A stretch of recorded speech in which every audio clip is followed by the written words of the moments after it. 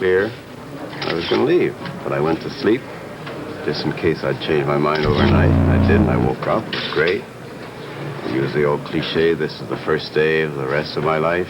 Here we are. Prime Minister, what things did you weigh? Go on living. What things did you weigh? Weigh? What considerations? Nothing. I just listened to my heart and saw if there were any signs in my destiny. No, retirement doesn't seem to be your style. Well, is it your style now? I'm not retiring. I'm going to stay on Prime Minister for a few more months, and then I'll work at something else. What do you have in mind? What else? Any offers? I'm waiting for the best. Well, we made an offer. We asked the Prime Minister to come by and chat with us today, but obviously he has other things on his mind. David Holton, the CBC's chief political correspondent, in spite of the fact last week everybody was ready for it, nobody was ready for it today. He did surprise us. Peter, the Prime Minister told the Liberal caucus last week that when he did choose to announce his retirement, it would be on a day that surprises everyone. That certainly was the case on Parliament Hill today. Not a single reporter in town had any inkling that it was going to come today. I suppose the real tip-off in retrospect, though, was that this is a parliamentary break. MPs are away. Normally during those spring breaks, Trudeau takes off to do some skiing, go down to the Caribbean or something. That wasn't the case this week. In retrospect, that was the tip-off. And we have this storybook pattern of last night, the final crunching moments before the decision, the walk in the blizzard. In many ways, I guess that's characteristic of the man himself. Very true to form that he should do it that way, Peter. He's often said in the past that when he comes to a final decision on his resignation, it would be a last-minute decision in a sense, not more than 48 hours before it happens. He was apparently out in that howling Ottawa blizzard for almost an hour and a half last night. That was when the decision gelled. He said he slept on it and phoned up Tom Axworthy, his principal secretary, this morning, and then Iona Campanola, the party president. It was done. All right, you mentioned Iona Campanola, and as we said earlier, the official announcement came earlier today from Mrs. Campanola. Don Newman covered that news conference. Here's what happened.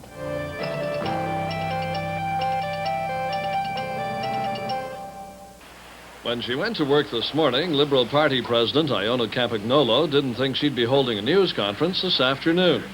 But when the Prime Minister phoned her at 10 a.m., it suddenly seemed fate had planned it that way. I noted myself the date and thought 29th of February, we should have known.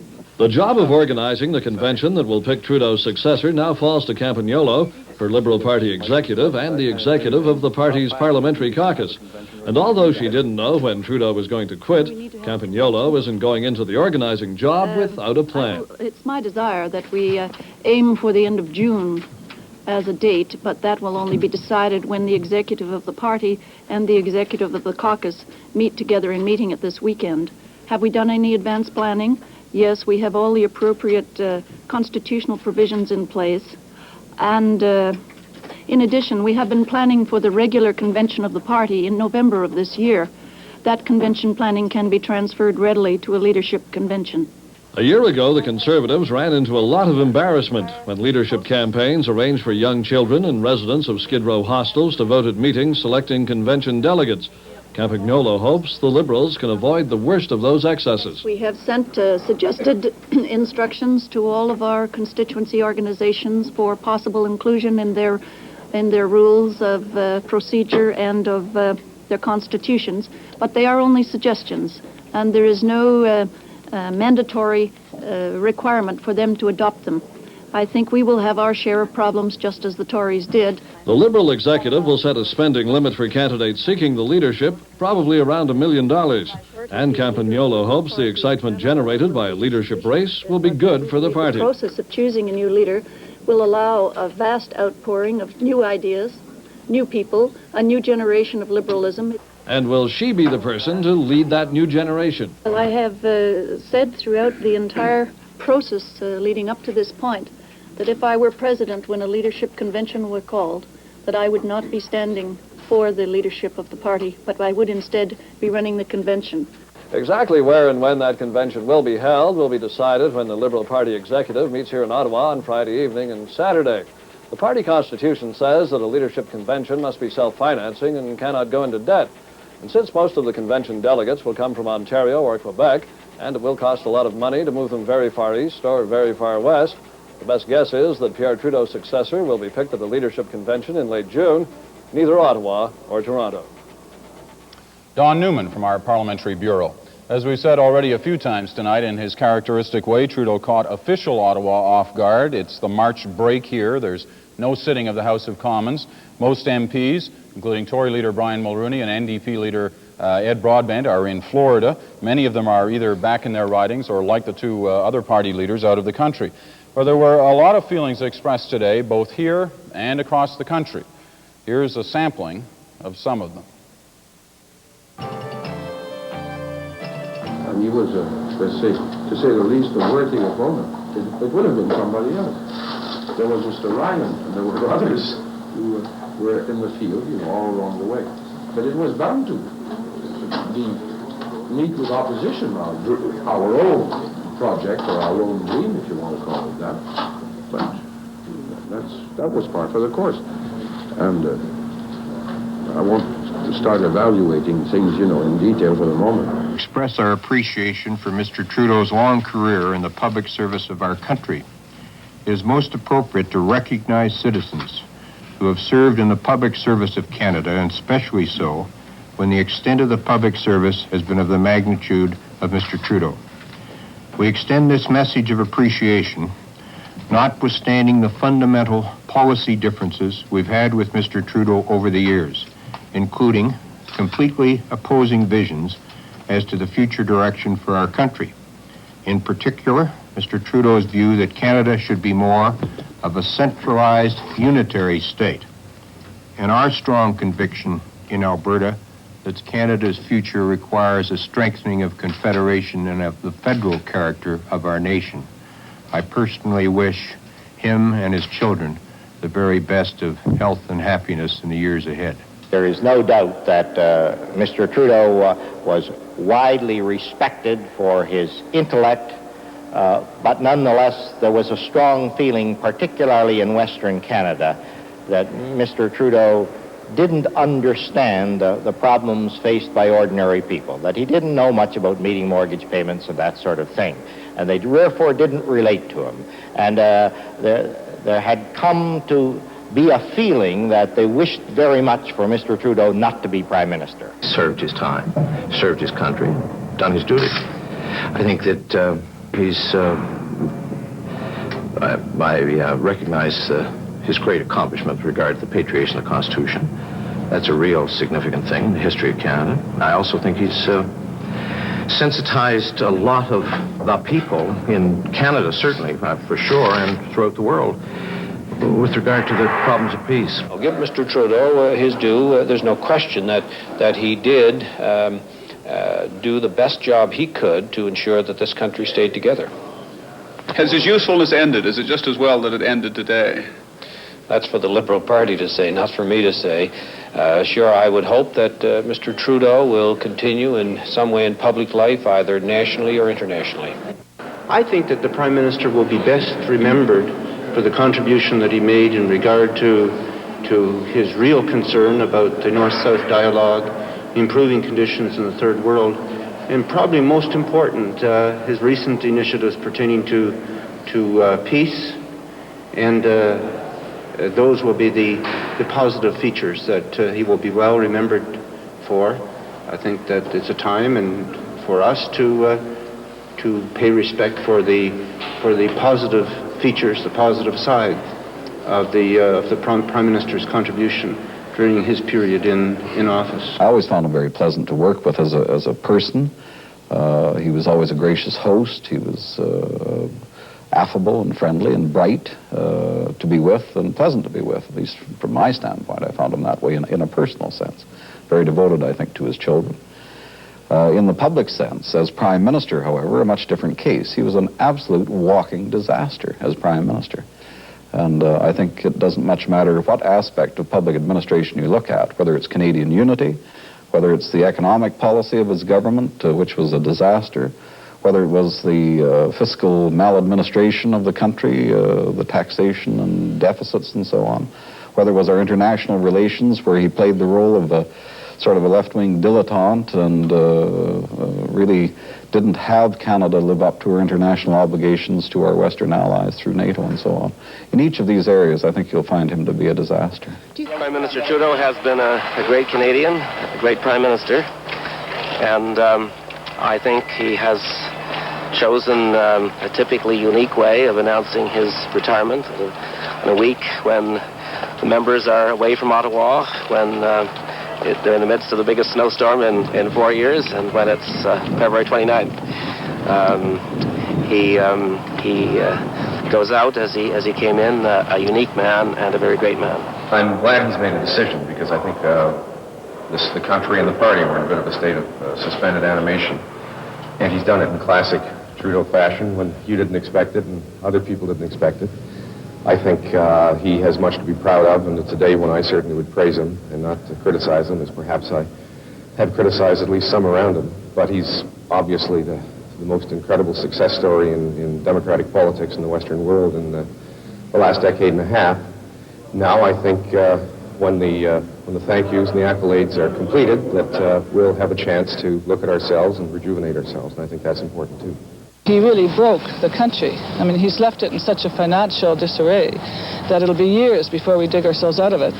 And I think he divided the country in terms of many of his policies and the application of some of the language laws.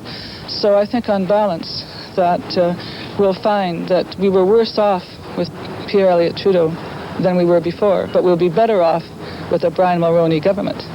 I think that Pat Carney, Tory MP, obviously feeling very strongly. A wide range of opinions there that we've seen from a number of distinguished Canadians across the country on this, the day of the Trudeau resignation. Joining David Holton and myself now here in the lobby outside the House of Commons, three distinguished Ottawa personalities. The Prime Minister's Principal Secretary, Tom Axworthy, Conservative MP, former Cabinet Minister in the Diefenbaker years, George Hees, and the Federal Secretary of the NDP, Jerry Kaplan. These gentlemen will be with us throughout the evening, giving us their comments on things as we look back at the Trudeau years. But briefly, gentlemen, from each of you first, your reaction to today's news. Tom? Well, my initial reaction was one of a mixed reaction of some terrible sadness combined with some quiet satisfaction with what the Prime Minister's achieved. Were you surprised? I was, no, I wasn't. I thought that the Prime Minister would let me know his decision sometime soon, and he chose, as you say, an unexpected date. George Hees, you've been involved in a lot of good tangles on the floor of the House of Commons with Prime Minister Trudeau. Your reaction today? I was very surprised. I was confident up till noon today that he would lead his party in this coming election, because I can't see anybody else in the party that can do it as well, in my view, as he could. And secondly, I just can't see Pierre Trudeau being retired. He's too active a person, so I was very surprised. Jerry Kaplan.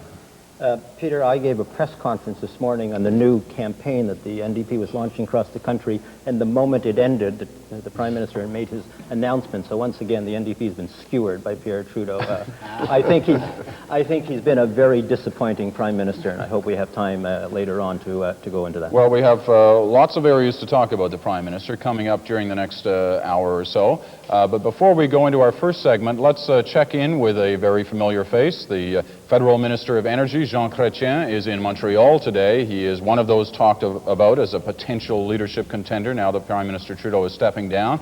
But Mr. Chrétien, we don't want to talk to you about that, at least yet. Your reaction today? You know, I was very surprised that it was today. I had a discussion yesterday night with him, and he had indicated to me that he was to make a statement within 2 weeks, but you know, really never expected that to be today. And you know, I've worked with Mr. Trudeau since a long time. We were sworn in the cabinet the same day on the 4th of April 1967 under Mr. Pearson. So to see him go, you know, I'm quite sad, because we had very exciting years with Trudeau.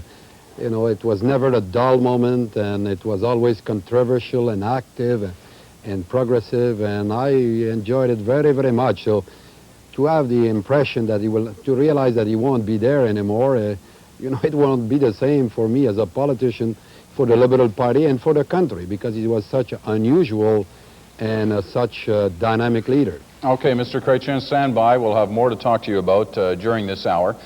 If there's been one consistent theme to the Trudeau years, it's been his desire for a united Canada, one Canada, including Quebec, and the dream of a patrioted constitution.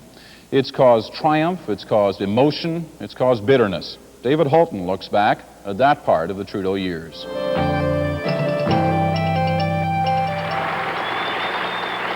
Canada must be unified. Canada must be one. Canada must be progressive. And Canada must be a just society. No previous Prime Minister set out to change Canada as much as Pierre Trudeau. To change the very nature of a Canadian society stubbornly resistant to change. To a remarkable extent, Trudeau succeeded. He did, as he promised, create a more equal partnership of English and French Canadians. He did make bilingualism a much greater reality. He did reverse Quebec's push to separatism. And he did bring home a new constitution. Yet each of those victories was won at a price, as if each step towards national unity contained the seeds of a new disunity. He did what no one else had been able to do or had the courage to do, and that is to, first of all, take the Constitution of Canada off the British statute books and put it on the Canadian statute books. And even more important, to make Canada a nation rather than a group of loosely federated states. The two greatest accomplishments of Mr. Trudeau were in keeping Quebec in Confederation, and I think he had a very great hand in doing that. And secondly, in breaking this headlong rush to decentralization that appeared to be taking place at one point. He was a great success in keeping Quebec in Confederation, in allowing the Francophones to have a greater role in governing this country, in raising the standard of living of the French-speaking community in Canada, and at the same time he failed in building the strong, cohesive, unified Canada that most of us would aspire to. But that promise of unity, especially in relation to Quebec, brought Pierre Trudeau to office. In his view, giving Quebec special powers or special status wasn't the way to fight Quebec nationalism. I know some people have said that this campaign, that even me personally, I was trying to put Quebec in its place. Well, I am trying to put Quebec in its place, and the place of Quebec is in Canada, nowhere else. His toughness was matched by a new and more confrontational style towards Quebec.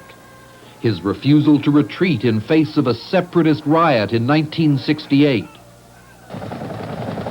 His unprecedented use of the War Measures Act during the FLQ crisis in 1970. Well, there's a lot of bleeding hearts around who just don't like to see people with helmets and guns. All I can say is go on and bleed, but it's more important to keep law and order in this society than to be worried about weak-kneed people who don't like the looks of a soldier At any family. cost? At any cost? How far would you go with that? How far would you extend that? Well, just watch me. Following an analysis of the facts, including the requests of the government of Quebec and of the city of Montreal for urgent action, decided to proclaim the War Measures Act.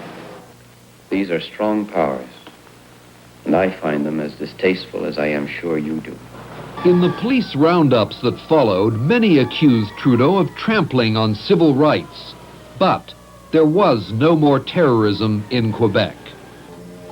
Along with the tough approach to extremists, came bold measures to remove the roots of Quebec alienation. Monsieur de Bois-Pearl, Monsieur. Bilingualism was imposed in the federal public service, as Trudeau rekindled the old dream of a Canada where French Canadians would feel at home from coast to coast. It pleased Quebec, but was bitterly resented by many English Canadians, especially in the West. I don't think that people were willing to be force-fed to be something they were not. And I think that is the tragedy of the program. While it had some valid goals and objectives, the cost of it, and I would say the failure to a great degree, was due to the fact that it did not address the other facts of Canada. French power in Ottawa was another development that many resented, but which proved a potent weapon against separatism. Under Trudeau, Quebecers rose to the key economic ministries in cabinet and to scores of top government jobs. The appointment of strong ministers to administer all kinds of departments demonstrated for the first time that French-speaking Canada is every bit as competent as English-speaking Canada in handling national affairs.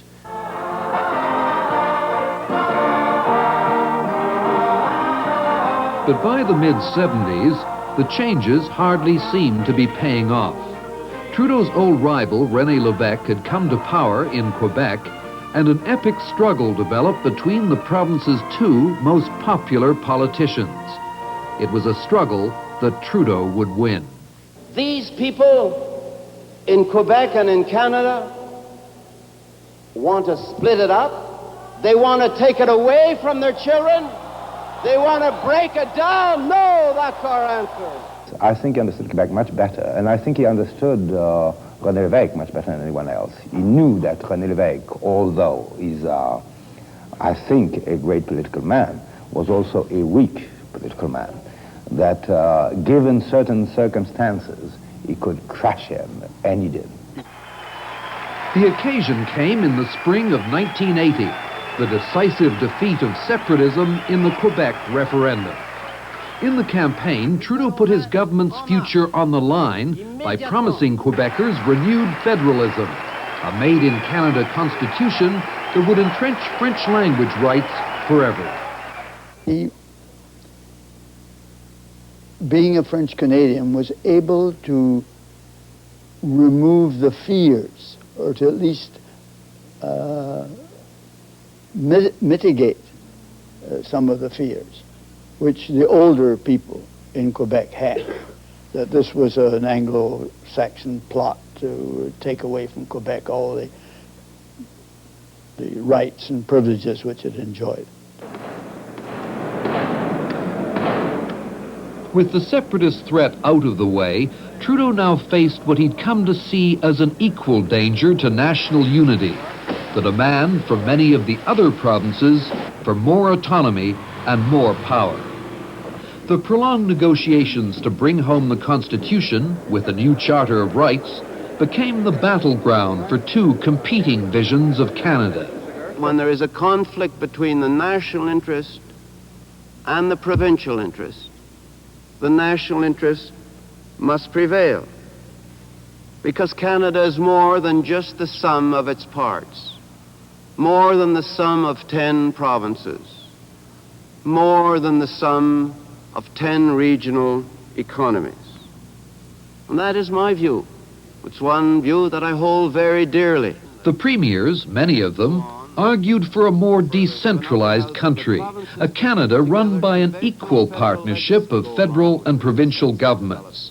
For Canadians wherever they live must feel, and not enough do today, that they're treated fairly and equitably if the vision of Canada we all share, the potential of Canada, can be fulfilled. In November 1981, a constitutional agreement was finally reached, a clear-cut victory for neither side. The premiers didn't get the powers they wanted, but they did stop Trudeau from imposing his more centralist view of Canadian federalism.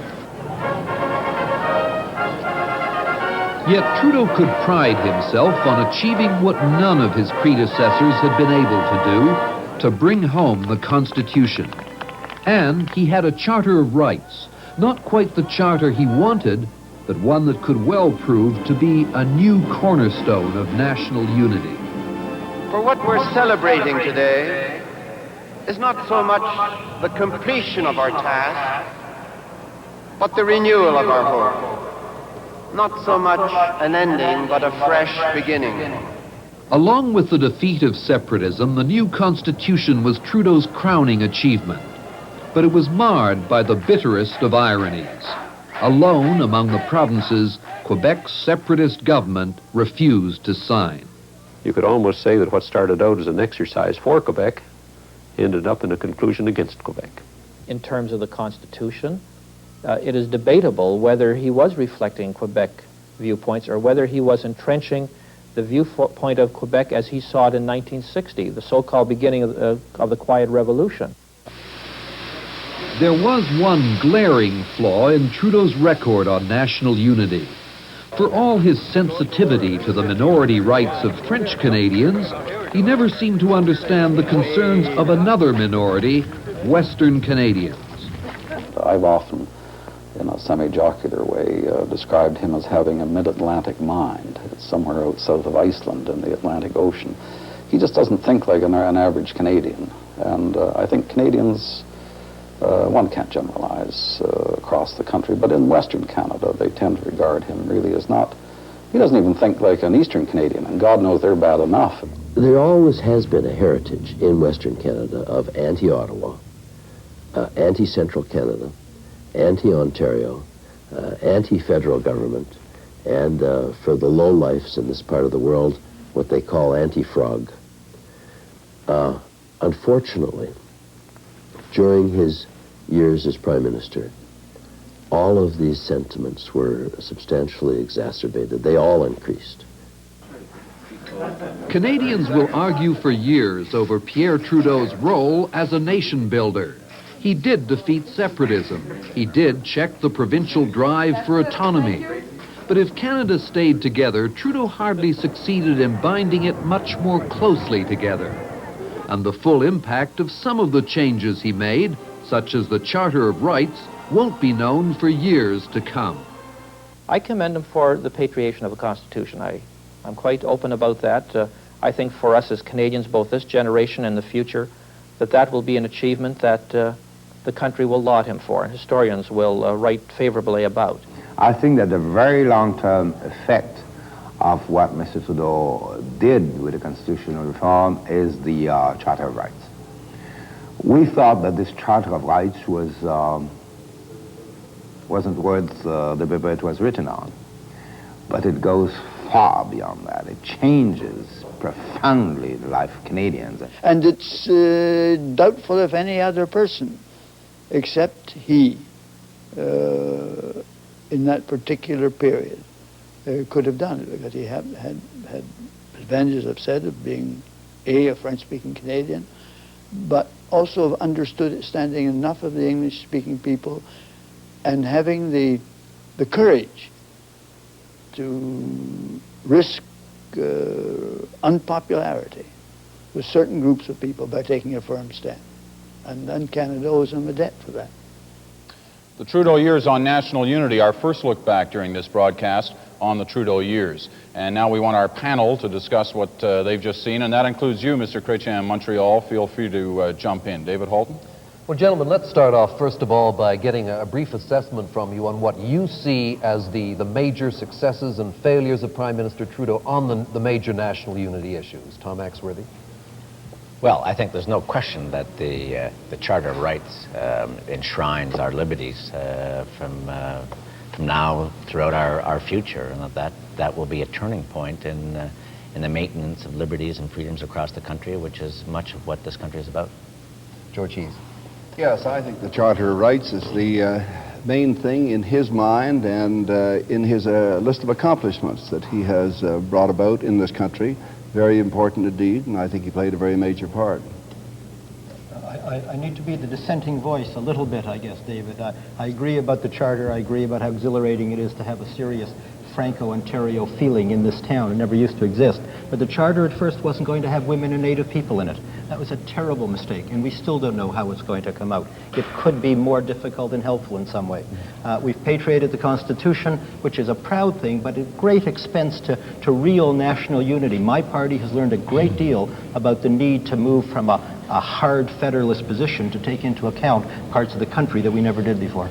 I'd like to say something. I think that, you have to look at the substance of what you do. And, it's very difficult to say that you agree with the Charter of Rights, but, you always complain about the method it is being done. There is one factor, is if Trudeau was not taking the bull by the horn, patriation would have never been done. We would never had a new constitution and a Charter of Rights.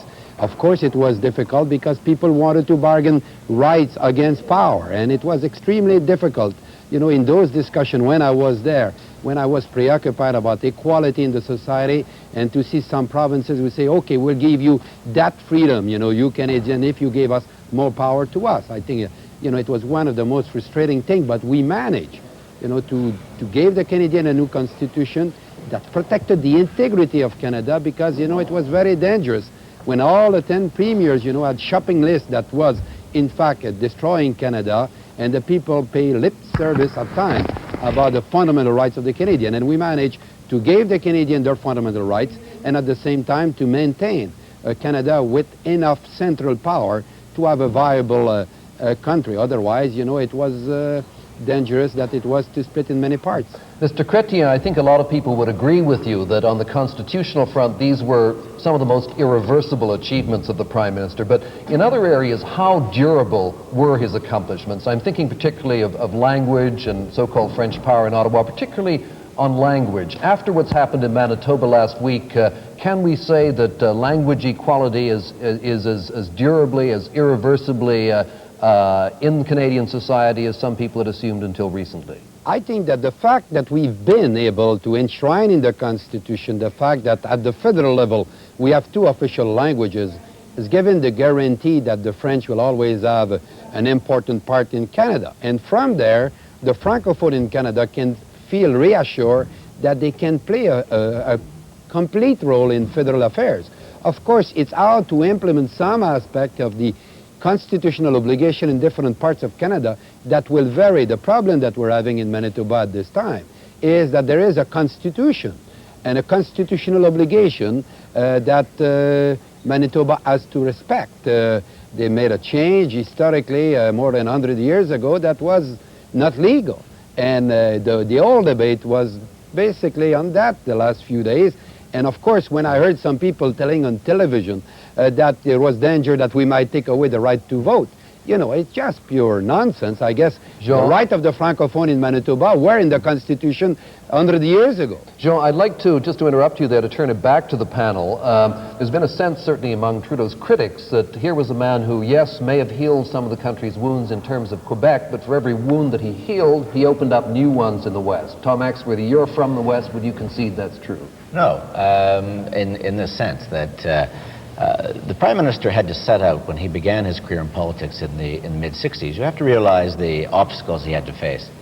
On the one hand, he confronted boldly the assumptions of separatism and special status, which were rife among the Quebec intelligentsia, and indeed they were rife among the University of Toronto. I mean, there was a whole mindset and a whole intellectual direction leading toward separatism and special status.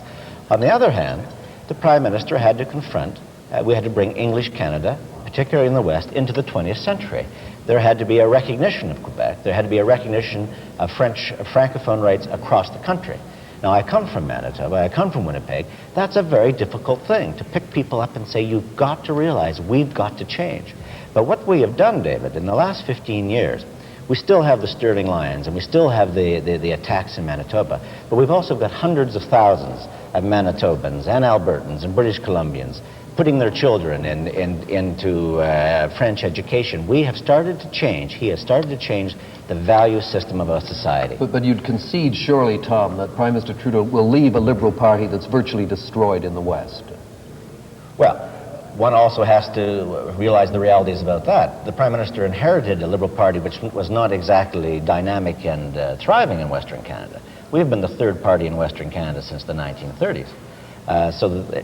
We hardly are taking a dominant party and having it destroyed. The Prime Minister has maintained roughly... bring Jerry Kaplan in on this. I mean, how from an NDP perspective do you see the Liberal failure to make gains in the West? Well, they have failed to be a force because they have no position that's useful out there. In the by-election, the federal by-election in Mission Port Moody, they got 5% of the vote. That's pretty embarrassing for a national party. So when Tom talks about a legacy, I'm not sure what it is. At the same time, you have both the provincial parties in Quebec not signing that Charter of Rights we're talking so much about. It's not just Mr. Lévesque, Mr. Bourassa, if he becomes Premier, also won't sign. So where is the success that Tom talks about? Okay, gentlemen. He just made a statement.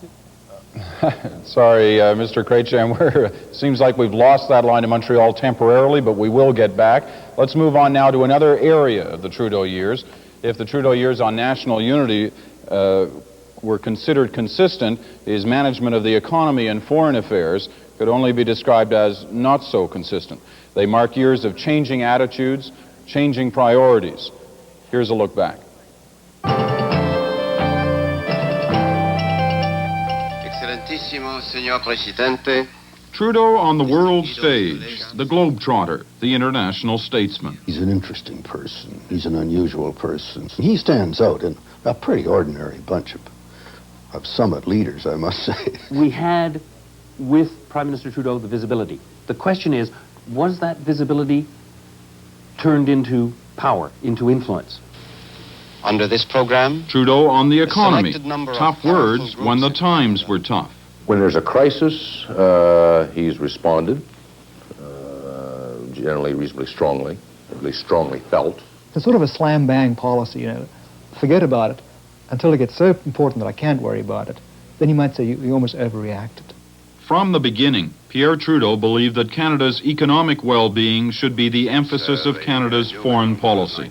And shortly after he took power, he ordered a foreign policy review to come up with the best way to achieve that. It began by his wanting to sort of dig up the whole thing by the roots and have a look at it. And this was combined, I think, with, in those days, a disposition to a more hard-nosed, pragmatic approach, that we've been too much international do-goodism, which wasn't directly connected with quantifiable Canadian interests.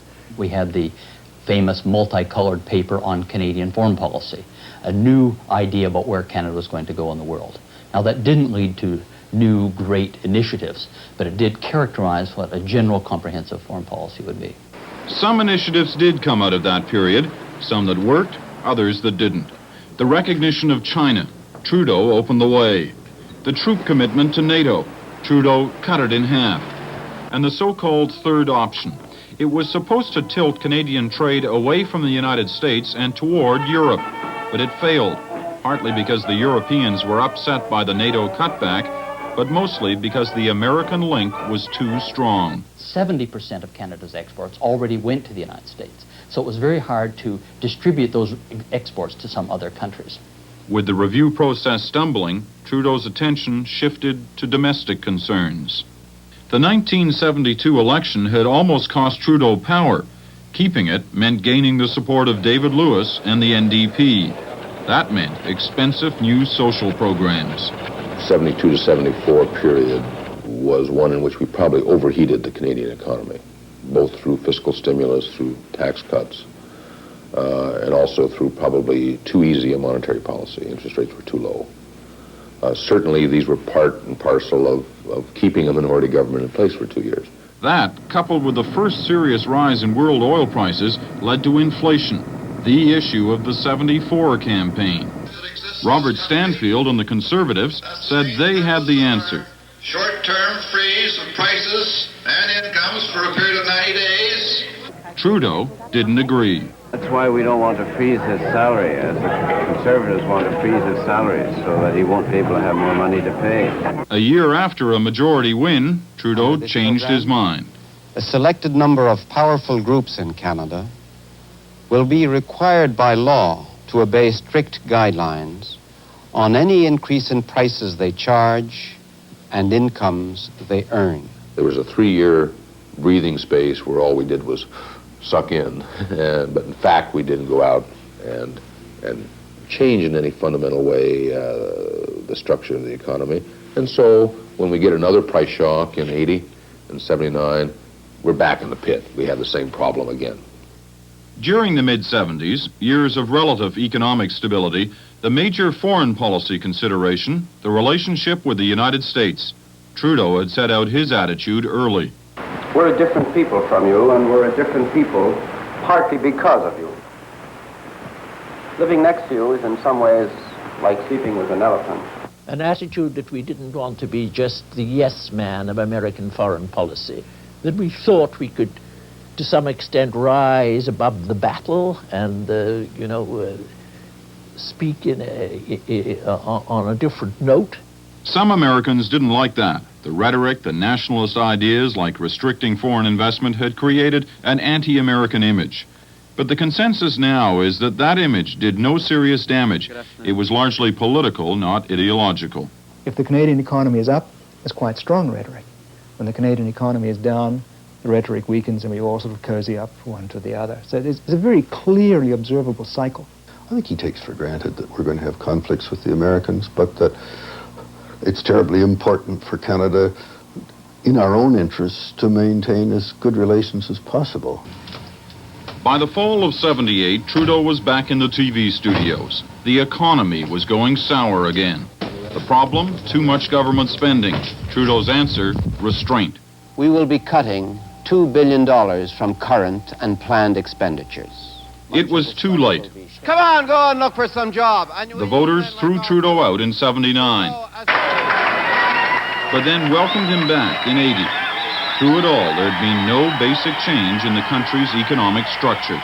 And so, when we get another price shock in '80 and '79, we're back in the pit. We have the same problem again.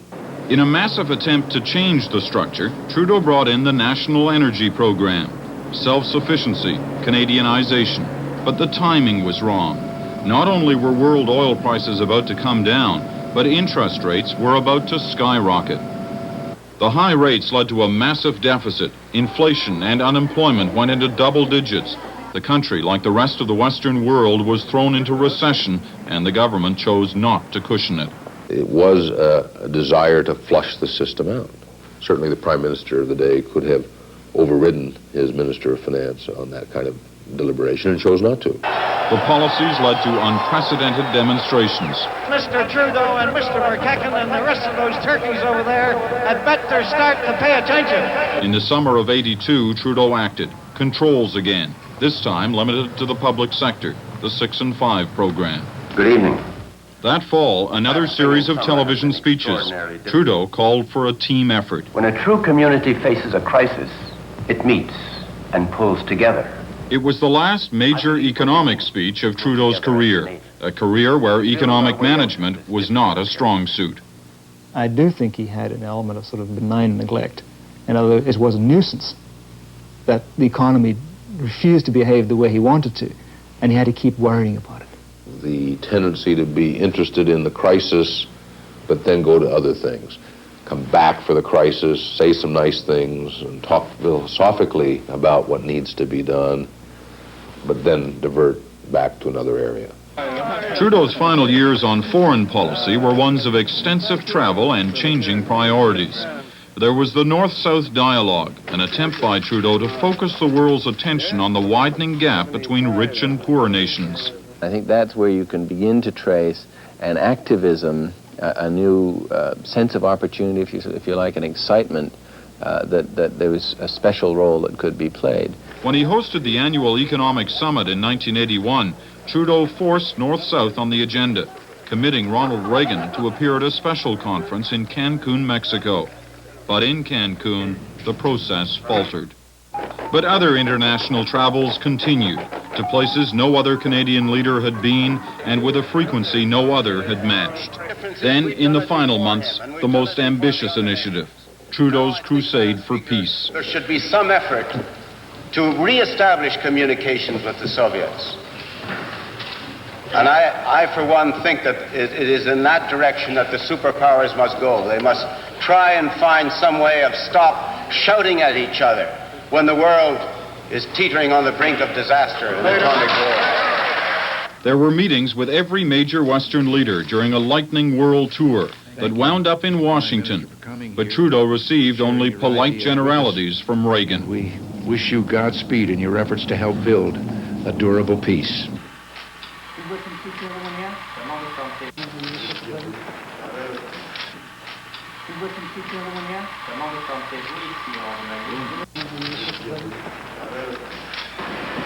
In a way, the peace mission was symbolic of Trudeau on foreign policy. He searched for a new role for Canada, but never seemed to find it. I don't think that the Trudeau years marked any great change in the attitudes of Canada abroad or the fundamentals of policy. I think they marked a distinct change in the implementation of policy and the style of policy. We did not gain a great deal internationally in hard, substantive terms from Prime Minister Trudeau. We gained a great deal of press. The activism and the verve and style even have been appreciated, have been recognized, have in fact added something to our image internationally, and leave something that others can build on very, very effectively. Those the areas of foreign policy and the economy during the Trudeau years, and let's bring our panel in now to discuss what they thought of that. Let's start with you this time, George Hees. Very critical are experts there on the economy, that the Prime Minister acted usually too late and too forcefully. How do you react to that? I react this way, that I think that Pierre Trudeau's trouble has always been that he does not understand what makes the economy tick.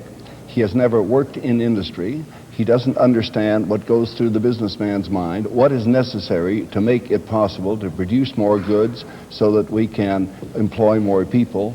And he just doesn't understand what is necessary to make the economy start rolling in the way that it should. And for this reason, he doesn't know exactly what policies should be adopted or do anything other than, in my view, bring in policies that he thinks sound good at the time without really knowing whether they're going to be effective or failures. Well, the NDP would certainly argue that Prime Minister Trudeau does not understand the mind of working Canadians as well, Jerry.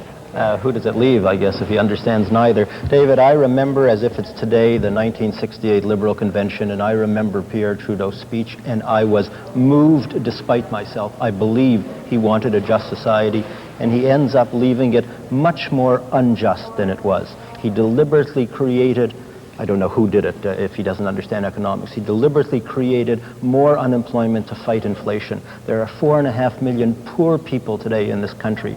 His combination of style and neglect of this area has alienated all kinds of Canadians, has divided all kinds of Canadians, has left us a poorer and meaner society, and it's not a great contribution. Well, Tom Axworthy, how do you react to that kind of criticism? I think Mr. Kaplan's just sprouted total nonsense. A more unjust society. You just take one criteria, the number of Canadians in poverty. The National Council on Welfare 2 weeks ago came out and showed how dramatically the number of Canadians in poverty had been reduced in the past decades, particularly the elderly. I think in assessing an economic record that one has to look at first, it is not nearly as bad as the critics say in terms of real income gains, the fact that our labor force had to accommodate 500,000 members of the baby boom generation every year, an incredible record on job creation, and at the same time, the Prime Minister presided over an economy that was fighting the worldwide shocks of the great inflationary disease brought on by the Vietnam War, the oil price shocks, and so on. Okay, gentlemen, there's more to cover yet, and we're running out of time.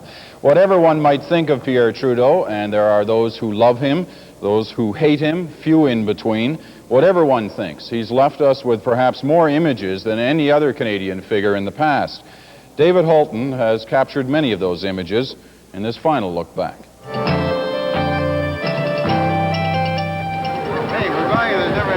He was always a paradox, a sum of contradictory parts. He angered us. Come on, go and look for some job. He enchanted us, but he rarely left us indifferent. I have promises to keep and miles to go before I sleep. He was hailed and he was hated. He gave us a storybook marriage and a soap opera separation. For Pierre and I, it's been a very tragic kind of experience to go through, as it is for any couple. He was a difficult husband, but always the devoted father. He could be gracious and dignified, arrogant and outrageous. He loved publicity, but despised the press. Will you get the press out until I put my jacket on? He could lay on the charm and give us the finger. Walter Mondale called him a priceless asset of the Western world. Richard Nixon called him, quote, an asshole. He could play the statesman or the clown. Hide your face. Often he only seemed truly at home when he was abroad and acted like a stranger when he was at home. He could be the philosopher or the playboy. He worked with kings and queens, but never had the common touch. Prime Minister for more than 15 years, he never lost the capacity to surprise us. You see before you a person who, at one and the same time, is a communist and a bosom buddy of the joint corporations, a fascist dictator and a radical left-winger, a man with a sinister plan and a man with no plan at all. Pierre Trudeau, a man of masks who always kept us guessing about the real man behind the mask. After today's tributes, the focus will quickly shift to who comes next. Who will the next Liberal leader be? And with that, who will be the country's next Prime Minister? Not surprisingly, no one's jumped in the race yet, but a lot of contenders have been making noises for some time now. Mike Duffy takes us through the list of just who some of those people might be. Ladies and gentlemen, I have decided to seek the leadership of the Liberal Party of Canada. The year was 1968, and John Turner ran third behind Pierre Trudeau and Robert Winters. In that Liberal leadership race, Turner was the youngest candidate, and that made it difficult for some of the delegates to take him seriously. I'm not just in this race, so you will remember my name at some future date. I am not bidding now for your consideration at some vague convention in 1984. But now it is 1984, and Turner is being taken seriously. Even though he's been out of public life since 1975, John Turner is the acknowledged front runner in the competition to succeed Pierre Trudeau. Turner decided against running when Trudeau resigned for a short period in 1979, but he's kept in touch with the grassroots and encouraged those who want party reform. To many Liberals, John Turner, the political superstar with the movie star looks and with the political philosophy that matches the apparent conservative mood of the country, Turner is the only man who can give the party a fighting chance in the next election. Turner's toughest competition is likely to come from Jean Chrétien, the man who likes to bill himself as the little guy from Shawinigan. The Shawinigan. When he's met the media in places like Saskatoon, Chrétien has been shrugging off suggestions that he's running for the party leadership. Will you be seeking the leadership of the Liberal Party? Is it open? But minutes after he meets reporters, Chrétien is marching down the street to a meeting with local Liberals who want to help in his leadership campaign. Hello, sir. How are you? Hello, Hi, Jackie. Chrétien's years of experience in senior cabinet positions, his warm, relaxed style, his self-deprecating humor, have made him the most popular individual minister in the Trudeau cabinet. But Jean Chrétien has a problem. Both he and Pierre Trudeau are French-Canadians, and by unwritten rule in the Liberal Party, it's now an English-Canadian's turn to be leader. My mother is from Alberta. Everybody knows that. Is that so? St. Paul. Even with the party's tradition of alternating between French and English-speaking leaders, Jean Chrétien's style makes him John Turner's most important rival. And Chrétien isn't the only cabinet minister ready to go. Economic Development Minister Don Johnston is an English-speaking Quebecer. He's only been in politics since 1978, but already he's built up an impressive network of supporters by speaking at gatherings large and small across the country. A tax lawyer by profession, Johnston is on the Liberal Party's right wing. Indian Affairs Minister John Munro. He's been active in the left wing of the Liberal Party for more than 20 years. You know, there is no leadership race right now. Munro downplays his interest in the leadership, but he's got a highly sophisticated organization in place and financing already arranged for a leadership bid. 4 other ministers are likely to run for the leadership if they can arrange the financing. One is Employment Minister John Roberts. As minister responsible for Liberal political organization in Toronto, Roberts has the political machine, but raising the $1 million it's expected to cost each candidate may prove to be more difficult. Recent criminal code amendments have given Justice Minister Mark McGuigan a high profile as a reform Liberal. McGuigan represents a Windsor, Ontario riding, and that means he'll be seeking money and support from many of the same Liberals as another potential candidate, Agriculture Minister Eugene Whelan. Whelan may represent a Windsor riding, but he sees his support among Liberals as coming from all areas of the country. Whelan faces the drawback of not being bilingual, but a credible showing in the leadership race would assure Whelan's status as the leading farm spokesman in the Liberal Party. International Trade Minister Gerald Regan is also actively considering running. As a former Premier of Nova Scotia, Regan would have strong maritime support, but financing has often been a problem for regional candidates, and money may keep him out of the race. Three others who say they won't run are former Finance Minister Donald MacDonald, Transport Minister Lloyd Axworthy, and Liberal Party President Iona Campanola. All are under some pressure to change their minds and enter the contest. The contenders. Final comment to you, David. We're just about out of time. Well, Peter, whoever succeeds the Prime Minister, I think we're going to see a return to consensual, traditional, don't rock the boat politics in Canada. It's going to be a lot duller than it was when Prime Minister Trudeau was here. All right, so the Trudeau years are fast coming to a close. For many Canadians, he's really the only Prime Minister they've ever known. That era will probably be over by the end of June. We'll have more coverage later tonight on both the National and the Journal. For CBC News, I'm Peter Mansbridge with David Halton. Good night from Ottawa.